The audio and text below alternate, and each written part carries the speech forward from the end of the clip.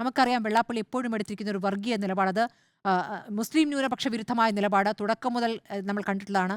നൌഷാദ് എന്ന ഓട്ടോ ഡ്രൈവറുമായി മരിച്ച സമയത്ത് ആ ഓട്ടോ ഡ്രൈവറുടെ കുടുംബത്തിന് സാമ്പത്തിക സഹായം നൽകിയ ഉമ്മൻചാണ്ടി അതിൽ ആ സമുദായത്തിൽ ജനിച്ചിരുന്നെങ്കിൽ കിട്ടുമായിരുന്നു, അല്ലെങ്കിൽ ഞങ്ങൾക്കൊന്നും കിട്ടില്ലല്ലോ എന്ന് മരിക്കുകയാണെങ്കിൽ മുസ്ലിം സമുദായത്തിൽ ജനിച്ചു മരിക്കണം എന്നുള്ള വളരെ ക്രൂരമായ ഒരു പ്രതികരണം അന്ന് വെള്ളാപ്പള്ളി നടത്തുകയായിരുന്നു.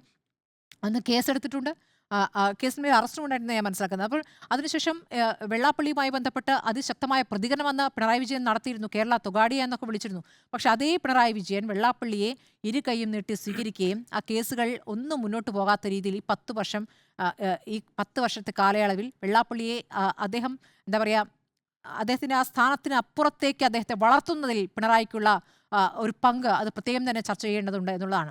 നമുക്കറിയാം ശബരിമല യുവതീ പ്രവേശ വിധിയുമായി ബന്ധപ്പെട്ട് ചില കാര്യങ്ങൾ ഉണ്ടായപ്പോൾ ഇവിടെ പുരോഗമന നിലപാടുമായി മുന്നോട്ട് പോകുന്ന ഒരു സർക്കാരാണ് എന്ന് തോന്നിക്കുന്ന ചില കാര്യങ്ങളെങ്കിലും പിണറായി വിജയൻ സർക്കാരിൻ്റെ ഒന്നാം പിണറായി സർക്കാരുമായി ബന്ധപ്പെട്ട് ഒരു കാലത്ത് ഉണ്ടായിരുന്നു. അതിനുശേഷം നമ്മൾ കാണുന്നത് അവിടെ ഒരു നവോത്ഥാന സമിതി രൂപീകരിക്കുന്നു. നവോത്ഥാന സമിതിയുടെ തലപ്പത്തേക്ക് വെള്ളാപ്പള്ളി നടേശൻ വരുന്നു. അപ്പോഴും വെള്ളാപ്പള്ളി നടേശൻ ഞങ്ങളുടെ കുടുംബത്തിൽ നിന്ന് ആരും ശബരിമലയിലേക്ക് യുവതികൾ പോകില്ല എന്ന പ്രയോഗമാണ് അത് നടത്തുന്ന ആ കസേരയിൽ ഇരുന്നുകൊണ്ട്. അതിനുശേഷം അദ്ദേഹം നടത്തിയ വർഗീയ പ്രതികരണങ്ങൾ നമ്മുടെ മുന്നിലുണ്ട്.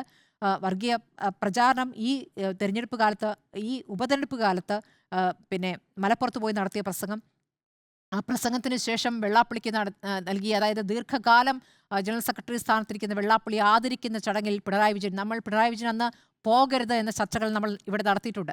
ആ ചടങ്ങിൽ പോകരുതെന്ന് പിണറായി വിജയൻ പോവുകയും പൊന്നാട അണിയിക്കുകയൊക്കെ ചെയ്ത ആ ദൃശ്യം അത് കേരള മനസ്സിലേക്ക് ഒരു കൃത്യമായ സന്ദേശം നൽകിയിട്ടുണ്ടെന്നുള്ളതാണ്. അതിനുശേഷമാണ് ഇവിടെ ഈ പറഞ്ഞ ആഗോള അയ്യപ്പ സംഗമം നടക്കുന്നത്. ആഗോള അയ്യപ്പ സംഗമത്തിൽ വെള്ളാപ്പള്ളിയെ ഔദ്യോഗിക കാറിൽ അദ്ദേഹം കൊണ്ടുവരുന്നു.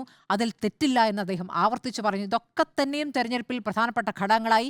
ഇവിടുത്തെ മുസ്ലിം ന്യൂനപക്ഷം മാത്രമല്ല, ഇവിടുത്തെ മതേതര സമൂഹം അതിനെതിരെ ശക്തമായി പ്രതികരിച്ചാണ് തെരഞ്ഞെടുപ്പിൽ വിധിയിൽ കണ്ടത് എന്ന് നമ്മൾ കണ്ടതാണ്.